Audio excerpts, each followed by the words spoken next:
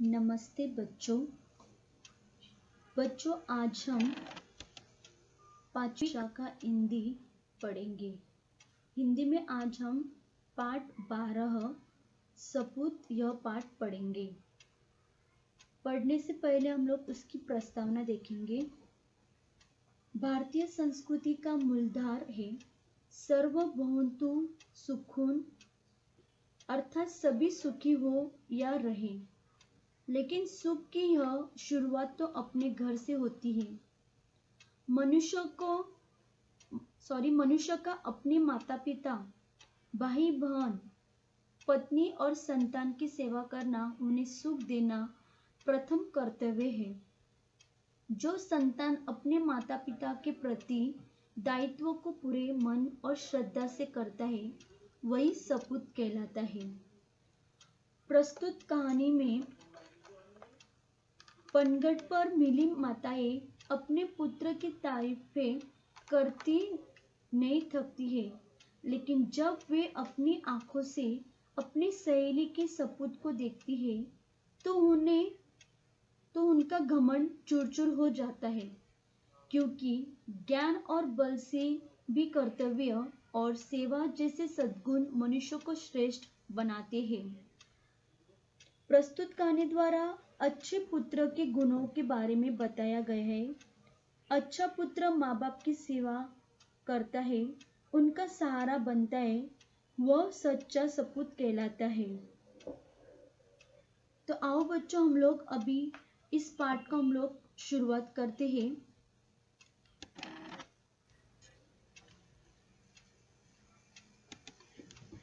बहुत पुरानी बात है। फुलेरा नामक एक आदर्श गांव था। आदर्श यानी कि है अच्छा। गांव में हर तरफ स्वच्छता थी। गांव के गलियों में नियमित रूप से झाड़ू लगाई जाती थी। नियमित यानी कि रोज।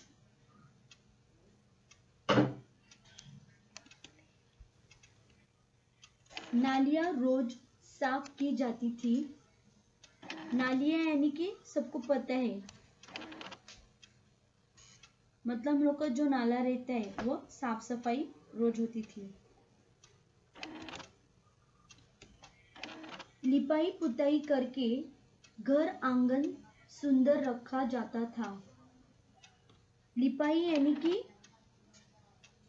गोबर से जमीन को लिपने का नाम, और पुताई मतलब दीवारों को चूने से पोतना।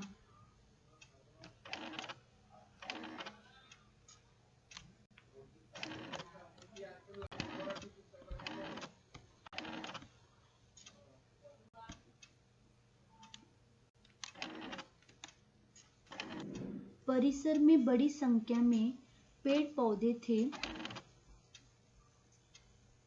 परिसर यानी कि सबको पता है, परिसर यानी कि अहाता, घर के पास आसपास की जगह।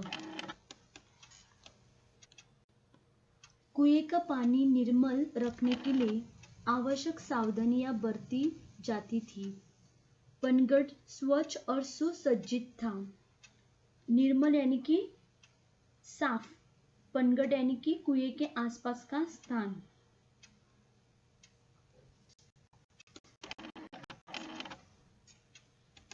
एक दिन पनघट पर 3 स्त्रियां पानी भर रही थी। वे अपने अपने लाडले के गुणों का बखान कर रही थी।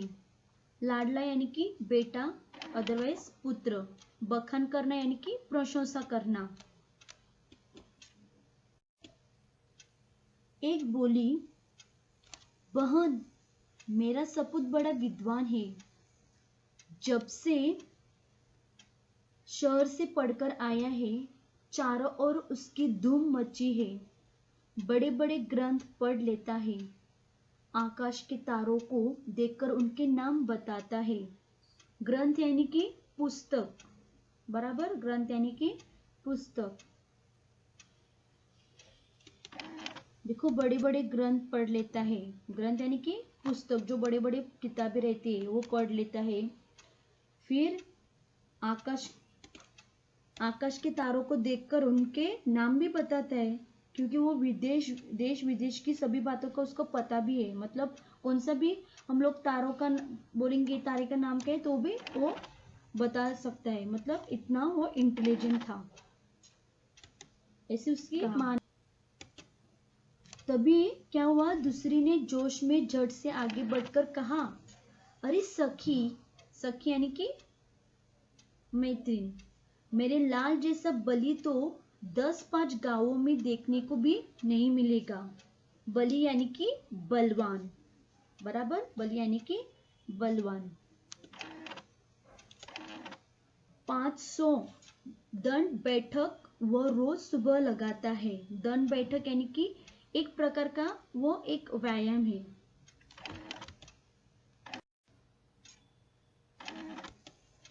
अखाड़े में जब ताल ठोककर उतर पड़ता है तो बड़े बड़े पहलवान तक उसका मुकाबला करने से घबराते हैं। ताल ठोकना यानी कि कुश्ती के लिए ललकारना, और मुकाबला तो सबको पता है यानी कि सामना। वो मेरा सपूत है, मतलब दूसरी स्त्री ने कहा कि वो मेरा बलवान है ना, वो मेरा सपूत है। सपूत यानी कि सबको पता है, सपूत यानी कि अच्छा लड़का, अच्छा पुत्र। तभी दोनों ने इस पर क्या कहा, देखो, दोनों जो पहली स्त्री और दूसरी स्त्री कह रही थी, अपने अपने बेटों का गुणगान गा रही थी। तभी इस पर उन दोनों ने कहा, बहन तुम चुप क्यों हो? लगता है तुम्हारा लड़का कपूत निकला। मतलब कपूत यानी कि बुरा पुत्र। लेकिन देखो चुपचाप से वो नहीं कह रही थी, लेकिन अभी वो कह रही है। देखो, तीसरी स्त्री ने बिना किसी जोश या गर्व से बोली, मतलब उसने गर्व भी नहीं दिखाया और जोश में भी नहीं। उसने कहा, बहनो, सपूत या कपूत जैसे शब्द तो मैं नहीं समझती, पर मेरा लाल मेरे लिए बहुत अच्छा है। उसने कहा कि सपूत या कपूत जैसे वर्ड वो जानती नहीं, लेकिन उसका पुत्र उसके लिए क्या है, बहुत अच्छा है। जोश यानी कि उत्साह, गर्व तो सबको पता है, घमंड, अभिमान, सबको अभिमान रहते हैं ना। और क्योंकि वो दोनों स्त्रियों को अपने अपने बेटी पर घमंड था, अभिमान था। देखो क्या कह रही है, वो सीधे साधे स्वभाव का साधारण किसान है, दिन भर खेत में जुता रहता है। मतलब एकदम साधारण वो किसान है, उसका पुत्र। शाम को घर का काम करता है, मतलब खेत से आने के बाद पूरा घर का काम, शाम को जो भी खाना पीना पकाना रहेगा वो घर का काम वो भी कर लेता है वो। लेकिन क्या हुआ, वो उसने तीसरी स्त्री ने कहा, आज बहुत कहने सुनने पर वो मेला देखने गया। मतलब वो किधर जाता नहीं था अपनी माँ को छोड़कर, क्योंकि पूरा घर का काम वही करता था। लेकिन माँ की बात मानकर माँ ने आज उसको किधर भेजा था, मेला देखने के लिए भेजा था। इसलिए मुझे पानी भरने आना पड़ा। इसलिए तीसरी स्त्री ने कहा कि आज मेरा बेटा मेला देखने गया है, इसलिए मुझे पनघट पर पानी भरने के लिए आना पड़ा। स्त्रियां अपने अपने अपने सिर पर घड़ा रखकर चल पड़ी। देखो, हाँ, जो स्त्रियां थी तीनों की तीनों, वो अपना अपना जो घड़ा था, घड़ा यानी कि जो मिट्टी का रहता है, मिट्टी का ये रहता है ना, वो उन लोग रखकर अपने सिर पर रखकर चल पड़ी। अभी वे 2-4 कदम ही चली थी कि पहली स्त्री का पुत्र आता हुआ दिखाई पड़ा।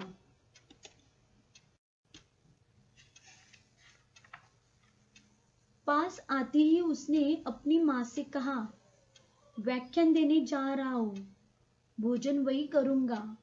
यह कहकर वह तेजी से चला गया। व्याख्यान यानी कि भाषण देने के लिए जा रहा है, क्योंकि वो बड़ा विद्वान है ना, इसलिए वो भाषण देने के लिए यानी कि टॉक देने के लिए जा रहा है दूसरे गांव में। तो उधर से वो भोजन यानी कि खाना खा के आएगा, इसलिए वो ऐसा कह के तेजी से यानी कि फटाफट चला गया। तभी क्या हुआ, तभी दूसरी स्त्री का पहलवान पुत्र भी आता हुआ दिखा। वह मतवाले हाथी की तरह झूम रहा था। यानी कि देखो पहलवान, यानी कि जो हम लोग कहते हैं ना एकदम नामी एकदम पहलवान, और वो मतलब कुश्ती लड़के आ रहा था। उसने क्या कहा देखो, उसने अपनी माँ से कहा, माँ आज दंगल में मैंने एक नामी पहलवान को बुरी तरह पछाड़ा। पानी लेकर जल्दी घर पहुंचना, मुझे जोरों की भूख लगी है। यह कहकर वह घर की ओर बढ़ गया। यानी कि देखो दंगल यानी कि कुश्ती, और नामी यानी कि प्रसिद्ध, मतलब जो बड़ा प्रसिद्ध पहलवान था उसको उसने पछाड़ा, यानी कि पछाड़ना यानी कि हरना, यानी कि वो हरा के उसको आया था। देखो ये कह के, लेकिन उन लोगों ने किसी ने भी अपनी माँ की सहायता नहीं की, और वैसे कह के वो लोग ले गए। तभी अंत में तीसरी स्त्री का पुत्र भी आ पहुंचा। वो बड़ा ही सीधा साधा था। देखो अंत में यानी कि लास्ट में क्या हुआ, तीसरी स्त्री थी, उसका पुत्र भी आ पहुंचा, और वो बड़ा, क्योंकि वो साधारण था ना, वो एकदम सीधा साधा था। तभी उसने क्या कहा देखो, आते ही उसने अपनी माँ के सिर से घड़ा उतारकर अपने सिर पर रख लिया और बोला, क्या बोला देखो, माँ तुम क्यों पानी भरने चली आई, मैं तो आ ही रहा था।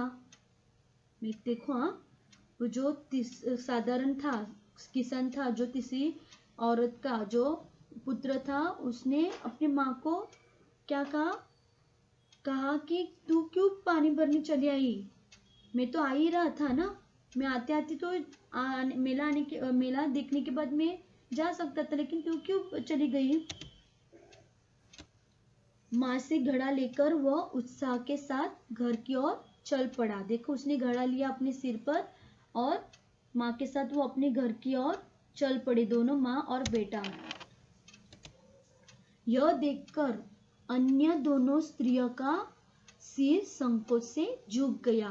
संकोच यानी कि शर्म से दोनों स्त्रियों का जो सिर था वो शर्म के मारे नीचे झुक गया, क्योंकि वो लोग दोनों कह रही थी कि शायद तीसरी का बेटा ना कपूत है, लेकिन असल में तो वो निकला, तीसरी स्त्री का बेटा सपूत निकला।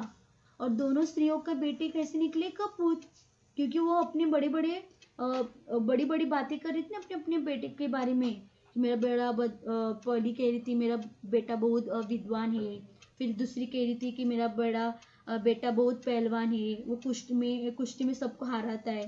लेकिन क्या हुआ असल में, अपनी माँ की सहायता करने के बदले वो लोग वैसे ही निकल पड़े, लेकिन असल में तो तीसरी स्त्री का ही पुत्र क्या था, सपूत था। देखो इस कहानी को क्या बोध मिलती है, इस कहानी से हम लोग को बोध मिलती है, यानी कि सीख मिलती है, कर्तव्य और सेवा के बिना ज्ञान एवं बल अधूरे हैं। मतलब कर्तव्य, जो हम लोग को कर्तव्य और सेवा के बिना जो हम लोग को ज्ञान है या बल, वो हम लोग का अधूरा है। वे समझ गए कि सपूत तो तीसरी स्त्री का बेटा ही है। मतलब दोनों स्त्रियां जो थी, पहली और दूसरी वाली स्त्री, दोनों स्त्रियां समझ गई कि सपूत तो तीसरी स्त्री का ही बेटा है। तो सबको समझ में आया बच्चों। देखो हम लोग को इस पाठ से बोध मिलता है कि कर्तव्य और सेवा के बिना ज्ञान एवं बल अधूरा है। समझ में आया? या बच्चों ध्यान से सुनने के लिए